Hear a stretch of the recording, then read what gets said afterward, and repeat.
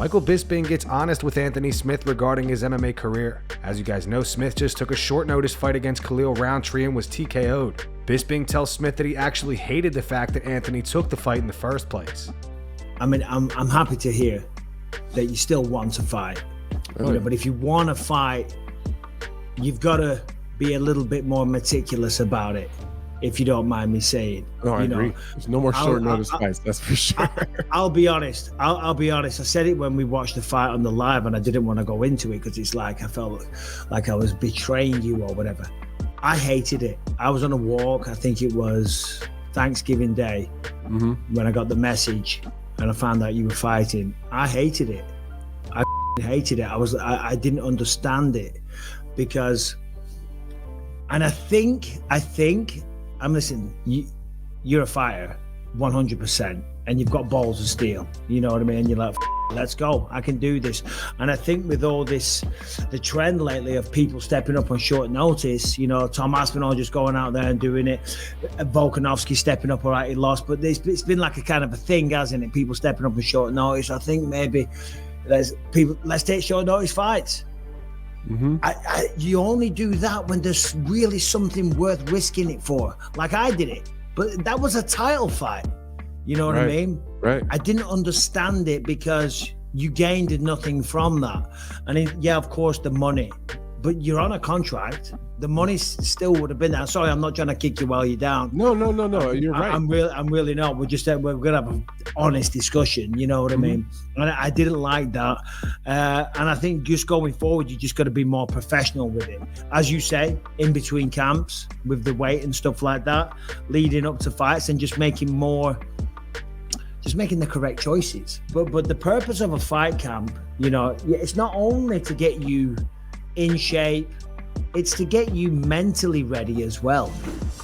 Bryce Mitchell says that people thought he was dead following his brutal knockout loss to Josh Emmett. Bryce reveals that he is now on his own concussion protocol, and he's not sparring for 6 months. Bryce said, on the bright side, that was the easiest fight for me. I've never had a fight where I've come out feeling so great. I just woke up in the ambulance and barely remembered what happened. There's no pain, I'm telling you. But everybody was crying, and they thought I was dead. I'm not exaggerating. I'm on my own concussion protocol. I'll consult with my coaches too, and we're basically just saying, you know, don't spar for 6 months. I've got to build a new house, and I'm expecting my first child. But then I'm right into my next training camp after that. The good thing is I don't have to rush into it. When a fighter gets knocked out that bad, and I was watching the fight back for film study, when I saw how bad the knockout was, I watched the whole thing, and I watched what they did with me afterwards. And I was talking afterward, I was shaking hands and stumbling around. Dude, they need to immediately escort me out of there. And I really do think that needs to be a protocol, because from my standpoint, I can't remember nothing. And I would much rather, say I get knocked out again, I'd much rather them just escort me out of there as soon as I'm up on my feet. And I mean, pick me up under the armpits and not even talk to me or nothing. Just get me out of there as quickly as possible. But they still did good. They did escort me out eventually, but I don't even think they should even talk to me in that cage, because I was probably arguing with them, telling them, oh, I'm fine, I can walk. I don't even know what I was saying. But yeah, they need to get me out of that cage. And I'm glad that they did. And that's just how they need to do that. Because as fighters, they could stumble around and fall and hurt their head even worse. Gilbert Burns reveals that he's trained with Paddy Pimblett and says he's a legit fighter. Gilbert, however, thinks that Paddy needs to be tested and still has a lot to learn. You know what it's like to be tested. What do you think Paddy did? Do you think Paddy proved enough against Ferguson? Do you think Paddy has been tested? Do you think that's another fighter that we need to see be tested? I think he's still super young and he's going to the test. He's still undefeated in the UFC. He beat a couple good guys, Jerry Gordon now. Tony, unfortunately, Tony is not the Tony that we all like it, you know. Yeah. I'm still a fan of the guy. I think he's a freaking legend, but he's kind of going down now. But the guy showed up because Tony is kind of like that old guy, you know, the old shark. If he smells that blood, if he sees it, he's gonna take it. I think the guy fought very good. He still, like I said, still need to get tested, you know, still gotta get, I still think he still gotta get to that point that, like, let's see what he's gonna do in that last round now. He lost first round, lost second one, let's see it now. I still wanna see those guys test, but still very young, good jiu-jitsu.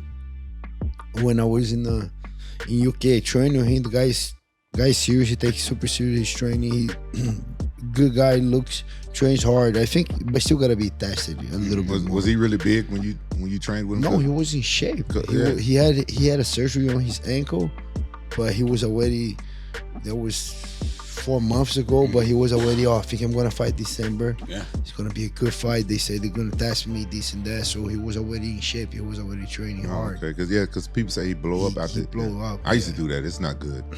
But he's too young. Like I said, he's 5, 6, so he's too young. He can get away with He it. still can get away a little bit more. But he's like I said, 4 months ago when I was in the UK, he was already in shape. I think he's learning. And he's legit, still very young, but he's a legit fighter.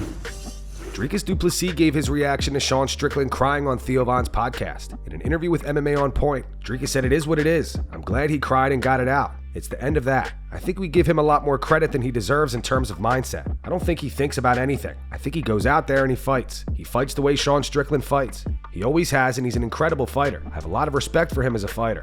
Do I think he's a hypocrite? 100%. Obviously, childhood trauma is something you can't help. But if you know what it feels like to be the one on the receiving end of such trauma, don't inflict it on others because that's exactly what he does. So yes, I feel bad for him. I don't think any kid deserves that ever. I think he's used to being the bully, and he's not used to being bullied. I don't have to hammer on that. I already won that fight. I won that press conference, and I don't want to keep hammering on that same thing. He cried on Theo Von's podcast. I guess it was terrible, and like I said, no kid deserves that."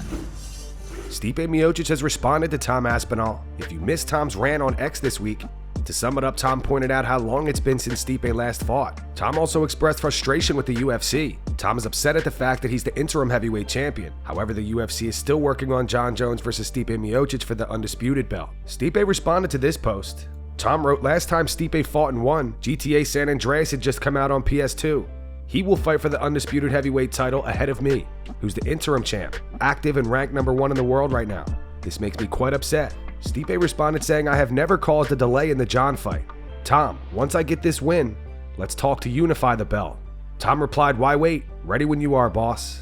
And that's going to wrap it up for the news. Thanks for watching. For daily MMA news and content, subscribe to Full Mount MMA and click the bell icon to be notified when we post videos. Here are the 3 top comments from last video. These comments are in reference to Francis Ngannou boxing Anthony Joshua. The first one's from Felipe Brown. Is Ngannou facing the top boxing heavyweights quicker than they face their own peers? The second one says, "Wow, Francis went from fumbled the bag to fighting the best of the best in boxing and having the respect of the whole fighting world." The final one's from Jams1813. It says, "Imagine going into professional boxing, no fights against unranked opponents, no amateur record, and your first 2 fights, Tyson Fury and then Anthony Joshua. Wow, let's go Francis." Those were the 3 top comments from last video. If you want to be featured in the next one, all you have to do is comment down below. And if you missed yesterday's news, click the video on screen right now to get caught up.